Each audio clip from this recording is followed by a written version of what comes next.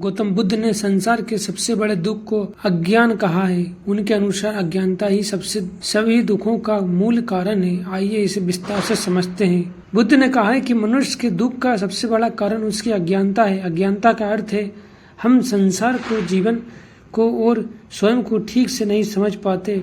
हम ये नहीं समझते कि संसार नश्वर है, परिवर्तनशील है और इसमें कुछ भी स्थायी नहीं है। जब हम स्थायी ईश्वर की इच्छा रखते हैं या किसी चीज को स्थायी मान लेते हैं तो हमें दुख का अनुभव होता है। ये मोह, तृष्णा और ममता से उत्पन्न होता है। बुद्ध ने 4 प्रमुख दुख बताए हैं: जन्म, रोग, बुढ़ापा और मृत्यु। ये सभी दुख जीवन के अभिन्न अंग हैं और कोई भी इससे बच नहीं सकता। जब तक मनुष्य अज्ञान में रहता है वह इन दुखों को प्रभावित रूप से स्वीकार नहीं कर पाता। अज्ञानता के कारण ही हमें इतने डर और चिंता रहती है।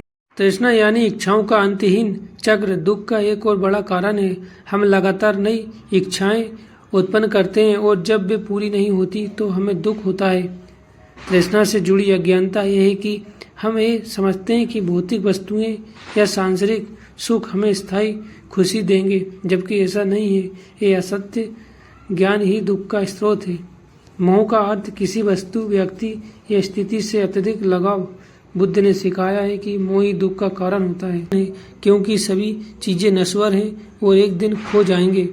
जब हम किसी चीज से मोह करते हैं तो उसका अंत हमारे लिए दुख का कारण बनता है। बुद्ध के अनुसार मैं और मेरा की भावना भी सबसे बड़ा दुख है। हम अपने अहंकार को इतना महत्वपूर्ण मानते हैं कि उसकी क्षति पर हमें गहरा दुख होता है। अहंकार से मुक्ति पाकर ही हम वास्तविक शांति पा सकते हैं। बुद्ध ने दुख से मुक्ति का मार्ग भी बताया है, जिससे आर्य अष्टांगिक मार्ग कहते हैं। इसमें सही दृष्टि, सही विचार, सही वाणी, सही कर्म, सही आजीविका, सही प्रयास, सही स्मृति और सही ध्यान शामिल है।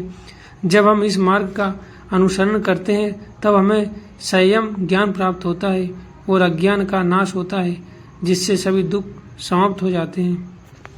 इस प्रकार संसार का सबसे बड़ा दुख अज्ञानता है और इसका निवारण ज्ञान और ध्यान के अभ्यास से संभव है।